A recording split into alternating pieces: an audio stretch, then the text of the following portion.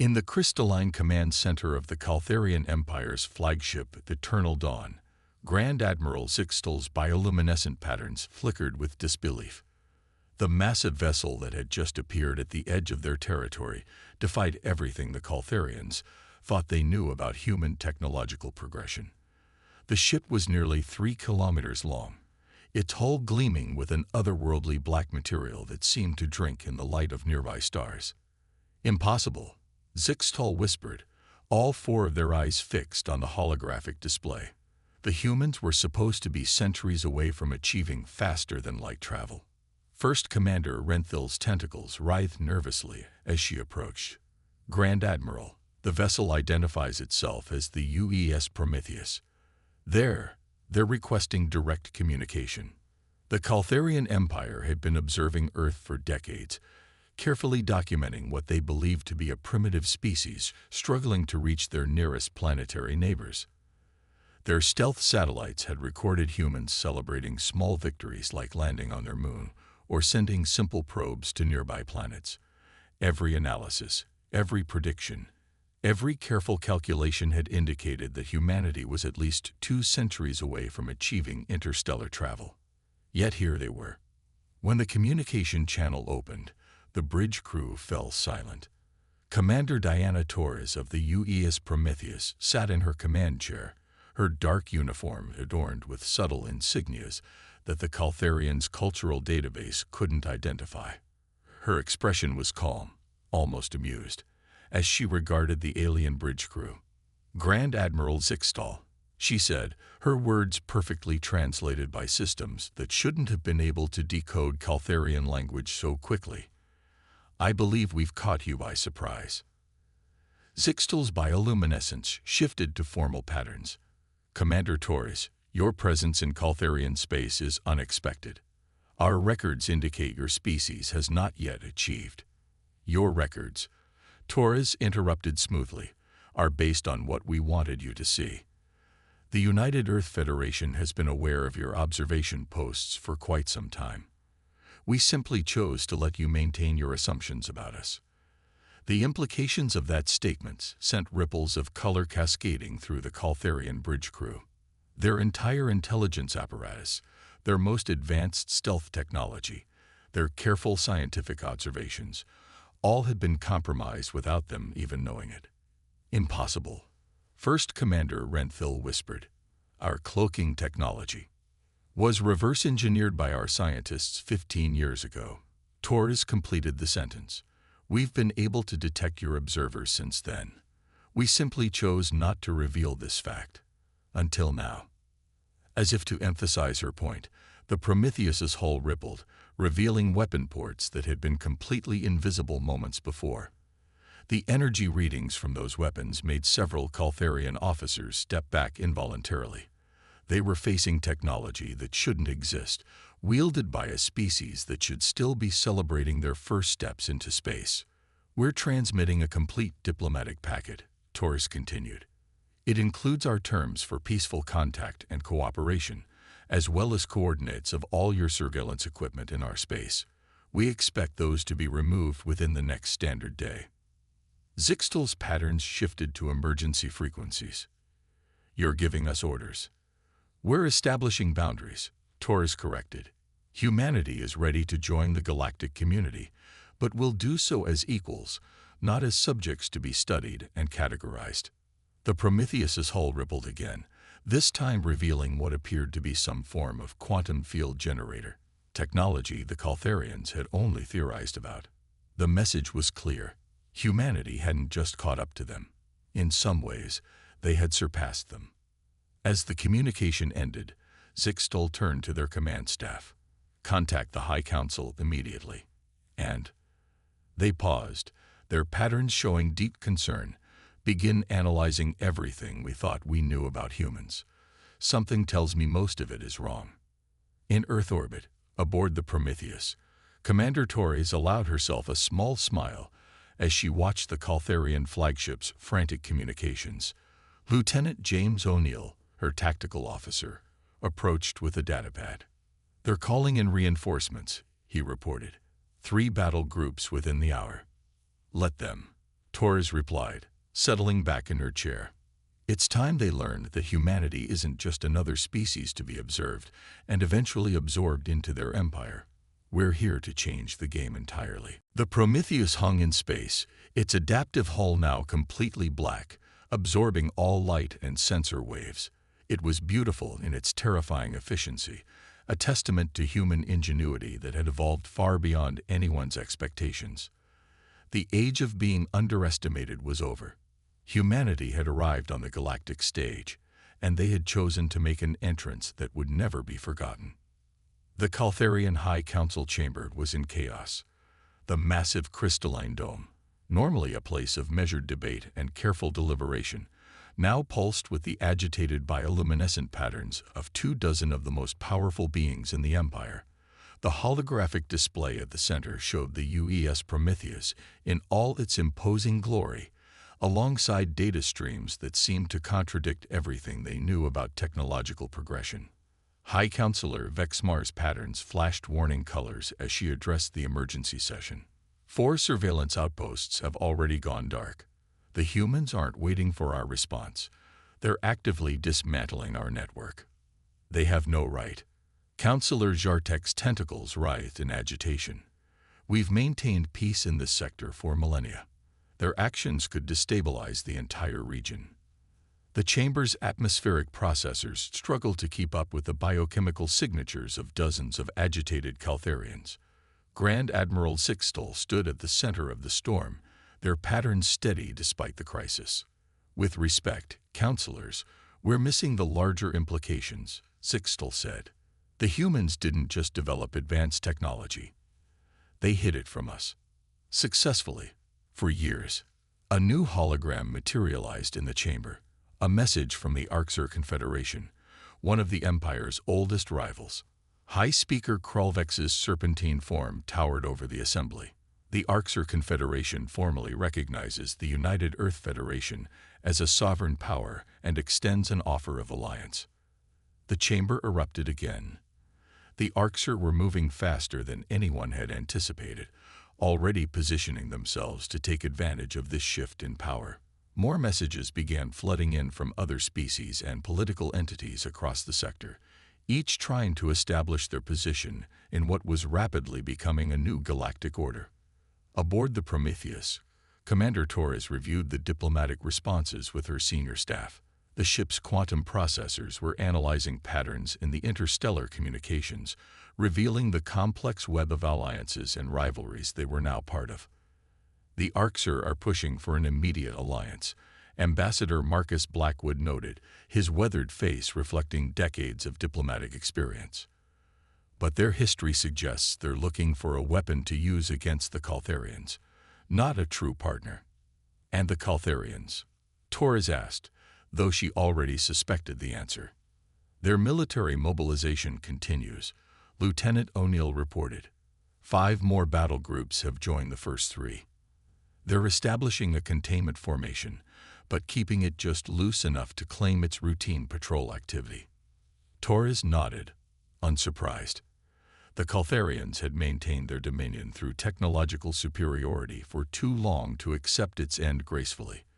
But humanity had planned for this moment for decades, hiding their true capabilities while preparing for every contingency. Ambassador, prepare for your meeting with the High Council, Torres ordered. It's time to show them another side of humanity. The diplomatic shuttle that departed the Prometheus an hour later was another display of human technological prowess. Its hull shimmered with the same adaptive materials as its mothership, but it moved with a grace that made the Caltharian escort vessels look clumsy by comparison. In the shuttle's main cabin, Ambassador Blackwood and his team reviewed their strategy. The diplomatic package they carried wasn't just about establishing relations. It was about demonstrating humanity's unique approach to advancement. Remember, Blackwood addressed his team, our goal isn't to threaten or dominate. We're here to show them a different way forward. The shuttle's arrival at the Caltharian capital station caused another stir. Its design clearly incorporated technologies from multiple sources, some recognized, others completely alien. It was a physical representation of humanity's greatest strength, their ability to learn, adapt, and improve upon everything they encountered. In the High Council chamber, Ambassador Blackwood stood before the assembled leaders of the Caltharian Empire. The human delegation's presence had drawn representatives from dozens of species, all eager to witness this historic moment. Distinguished counselors, Blackwood began, his voice carrying the weight of centuries of human diplomacy. We come not to disrupt, but to evolve. Humanity has watched, learned, and grown in the shadows of your civilization. We've seen your strengths and your weaknesses.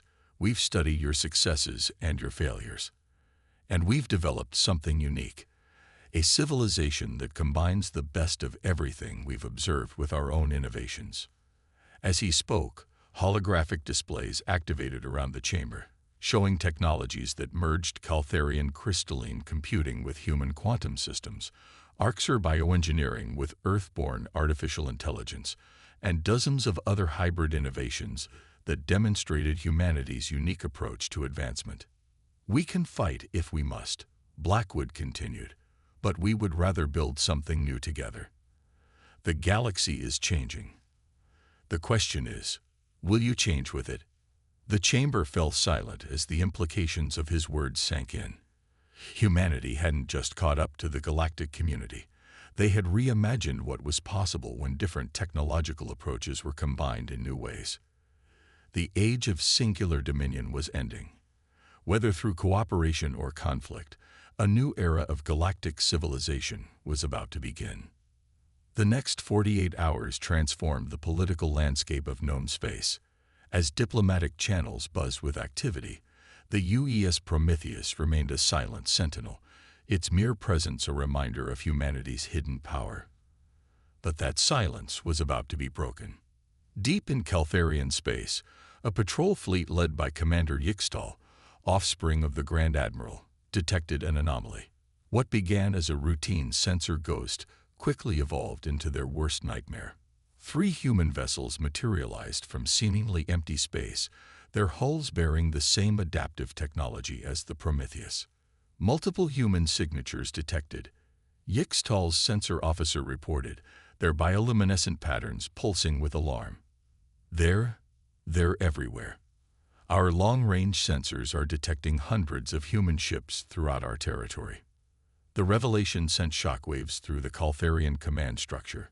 Humanity hadn't just built one advanced ship, they had an entire fleet, hidden in plain sight using technology that made the Caltharians' most advanced cloaking systems look primitive. Aboard the UES Artemis, Fleet Admiral Regina Winters watched as the Caltharian patrol scrambled to respond. Defensive formations, she commanded calmly. No aggressive actions. Let them see exactly what they're dealing with. The human fleet's formation was unlike anything in Caltharian tactical databases. Each ship moved with perfect coordination, their positions shifting in complex patterns that seemed to defy conventional space combat doctrine. Their hulls rippled with energy signatures that suggested capabilities far beyond what any single species had achieved. Admiral, her XO, Commander Jackson Hayes, reported, the Caltharians are broadcasting on all frequencies. They're demanding explanations. Winters allowed herself a small smile. Give them a full tactical display. It's time they understood why we call this Operation Revelation. The data burst that followed caused chaos in Caltharian command centers across the sector. Detailed scans revealed that human ships incorporated technologies from dozens of species, not stolen or copied, but rebuilt from the ground up, improved, and combined in ways their original creators had never imagined. The Artemis quantum computers had processed and improved upon centuries of alien technological development. The crystalline computing cores the Caltharians prided themselves on had been studied, enhanced, and integrated with human AI systems. The biological components favored by the Arxer had been refined and merged with nanotech assemblers. In the High Council chamber, Grand Admiral Yixtal faced the harsh reality of their situation. They haven't just been watching us, they announced to the stunned council. They've been learning from everyone, taking the best of each civilization and making it better. Ambassador Blackwood's voice carried across the chamber. We call it collaborative evolution. Humanity's greatest strength isn't our technology. It's our ability to learn, adapt, and improve upon everything we encounter. The holographic displays showed more than just military might. Human ships carried vast databases of scientific knowledge, medical breakthroughs that combined techniques from across the galaxy, and engineering innovations that bridged gaps between different technological approaches. Your empire is built on the idea of technological superiority, Blackwood continued. Ours is built on the principle of continuous improvement through collaboration. We don't need to be superior. We just need to be better tomorrow than we are today. The demonstration continued as human ships across Caltharian space revealed themselves. Each vessel was a testament to humanity's unique approach to advancement. Some incorporated Caltharian crystalline technology, others showed signs of Arxur biological engineering, and all of them demonstrated levels of integration that should have been impossible. In Earth orbit, Commander Torres received the update from Fleet Admiral Winters. The Prometheus's bridge crew watched as the galactic power structure shifted before their eyes. Trading networks were already adapting, smaller species were reaching out for alliances, and the Caltharian Empire's grip on technological supremacy was crumbling. They're calling for an emergency session of the Galactic Conclave, Lieutenant O'Neill reported. Every spacefaring species within 1,000 light-years wants representation. Torres nodded. This was always part of the plan, not to replace one empire with another, but to fundamentally change how civilizations interacted. Humanity had spent decades preparing not just to join the galactic community, but to transform it. Send word to Earth, she ordered. Tell them Operation Revelation is proceeding as planned. And prepare for Phase 2. As her orders were relayed, Torres watched the tactical display showing hundreds of human ships emerging from hiding. Each one represented years of careful study, innovation, and improvement. The Caltharians had built their empire on keeping others down. Humanity would transform it by lifting everyone up. The age of isolation was over. Whether the galaxy was ready or not, humanity was about to show them a new way forward, one where advancement came not from hoarding knowledge, but from sharing and improving upon it together. The Galactic Conclave hadn't convened in full session for over 3 centuries. Now, the massive station near the galactic core hummed with activity as representatives from 200 species gathered to address humanity's emergence. The station's great hall, designed to accommodate beings from every known form of life, was filled to capacity. Deep within the Caltharian diplomatic vessel approaching the station, First Minister Kexti's bioluminescent patterns flickered with contained rage as they reviewed classified reports. The humans haven't just revealed themselves, they addressed their inner circle. They've been secretly establishing relationships with minor species for years. The evidence was damning. Dozens of smaller civilizations, long thought to be firmly under Caltharian influence, had been quietly collaborating with human scientists and engineers. Each partnership had produced innovations that benefited both parties, a direct challenge to the Caltharian model of technological control. Among these smaller species was the Nexari Collective, silicon-based beings known for their exceptional computational abilities, but held back by Caltharian trade restrictions. Unknown to the Empire, the Nexari had been working with human quantum physicists for nearly a decade. The human delegation entered the conclave hall led by Ambassador Blackwood and Fleet Admiral Winters. Their entrance caused a stir, not for any show of force, but for the visible integration of various alien technologies in their equipment and attire. The Caltharian Empire. Ambassador Blackwood addressed the assembly. Would have you believe that progress comes from control? That advancement must be carefully managed to maintain order. Today, we offer proof of another path. The central holographic display activated, showing a series of technological breakthroughs achieved through human-alien collaboration. A Nexari human quantum processing core that doubled the efficiency of both species' computers. A medical technique combining Arxur biological engineering with human genetic research, curing diseases that had plagued multiple species. But beneath the surface of diplomatic proceedings, Darker currents were moving. In a secured chamber deep within the Caltharian capital station, a group of high-ranking military officers met in secret. Admiral Voxten, their leader, displayed classified battle plans. "The humans must be stopped," Voxten declared, their patterns showing militant resolve. "Their philosophy of open collaboration threatens everything we've built. We cannot allow them to continue spreading these dangerous ideas." The conspiracy had deep roots. For centuries, a faction within the Caltharian military had maintained power through carefully controlled technological advancement. Human ideas of open collaboration and shared progress threatened to unravel generations of careful manipulation. However, they had underestimated humanity's intelligence network. Aboard the UES Prometheus, Commander Torres received a coded transmission from one of many hidden human agents. Lieutenant O'Neill's face grew grave as he decoded the message. "They're planning a preemptive strike," he reported. "Not just against our fleet. They're targeting our alien partners. The Nexeri homeworld is their first objective." Torres' expression hardened. The Caltharian hardliners had just made a fatal mistake. "Contact Fleet Admiral Winters," she ordered. "Implementation authorization. Omega Protocol." Across numb space, human vessels that had remained hidden even after Operation Revelation began emerging from stealth. These weren't the diplomatic or research vessels revealed earlier. These were warships, purpose-built for a contingency humanity had hoped to avoid. In the conclave hall, Fleet Admiral Winters received Torres's message mid-speech. Without missing a beat, she activated a secondary holographic display, showing real-time footage of the Caltharian conspiracy's secret meeting. "Distinguished representatives," she addressed the shocked assembly. "We came in peace, hoping to usher in a new era of cooperative advancement. However, there are those who would rather start a war than see their power diminish." The evidence was irrefutable. The Caltharian hardliners had exposed themselves, and in doing so, they had given humanity the moral authority to act. As the conclave erupted in chaos, Winters transmitted the execution codes. Throughout Caltharian space, human warships activated previously dormant defense systems around their alien partners' worlds.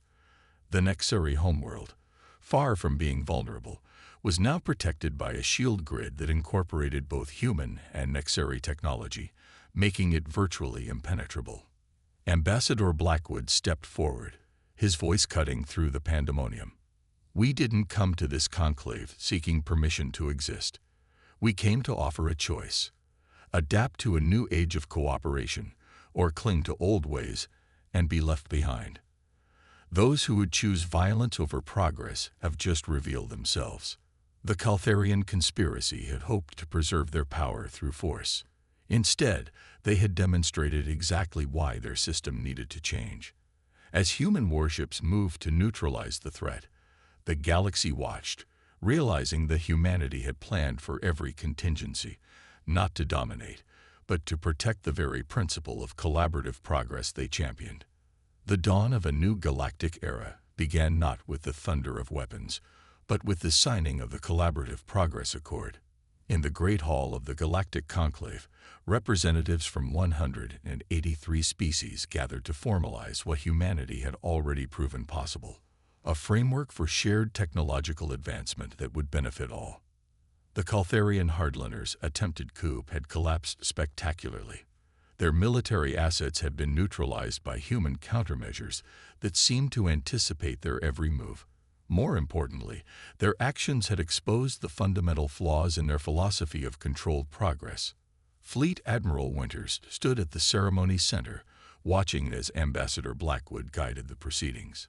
The UES Prometheus and its sister ships hung in formation above the conclave station, their presence now a symbol of protection rather than threat. "The age of technological segregation is over," Blackwood announced to the assembled delegates. "Today, we begin an unprecedented era of collaborative innovation." The first test of this new order came sooner than expected. A devastating ion storm threatened the Arxer colony world of Nexus Prime. In the old system, the Arxer would have faced the crisis alone, their requests for aid tangled in diplomatic restrictions and technological embargoes. Instead, a joint task force assembled within hours. Human adaptive shields merged with Caltharian crystal technology and Nexari computational systems created a defense grid that not only protected the colony, but provided new insights into ion storm mechanics. Aboard the UES Artemis, now serving as the command center for the joint operation, Admiral Winters worked alongside representatives from a dozen species. The sight would have been unthinkable mere months ago. A Caltharian crystal tech specialist collaborating with a human quantum engineer, their combined expertise producing solutions neither could have developed alone. Energy fluctuation in Sector 7, reported Lieutenant Commander Raxtel, one of many Caltharian officers who had chosen to embrace the new order. Their bioluminescent patterns showed excitement rather than the traditional reserve of their species. Adjusting quantum field harmonics, responded Dr. Isabella Martinez, her hands dancing across a hybrid interface that combined human and Caltharian control systems. The storm's teaching us things about subspace mechanics that we never could have learned working separately. In the reformed Caltharian High Council, now part of a larger galactic cooperative, Grand Admiral Zixtal addressed their fellow council members. Their patterns showed the complex emotions of a civilization in transition. Our ancestors believed that controlling knowledge was the path to power, they said. Humanity showed us that sharing knowledge creates power greater than any single civilization could achieve alone. The evidence was undeniable. In the first 6 months under the new accord, technological advancement accelerated at an unprecedented rate. Medical breakthroughs, engineering innovations, and scientific discoveries that might have taken decades under the old system were achieved in weeks through collaborative effort. The human approach to advancement had transformed more than just technology. Cultural exchange flourished as species began sharing not just scientific knowledge but art, philosophy, and perspectives that had been hidden behind walls of secrecy for generations. Commander Torres, now overseeing the establishment of the first Joint Species Research Institute, reflected on how far they'd come. The Prometheus's Bridge, once a symbol of humanity's hidden strength, now hosted regular delegations from dozens of species, all working together on projects that would have been impossible in isolation. Another breakthrough from the quantum biology team. Lieutenant O'Neill reported, his console displaying results from a joint human ARCSER research project. They found a way to adapt our neural interface technology to work with crystalline computing systems. The Caltharians are calling it a revolution in biotechnology. Torres smiled. This was what humanity had been working toward all along.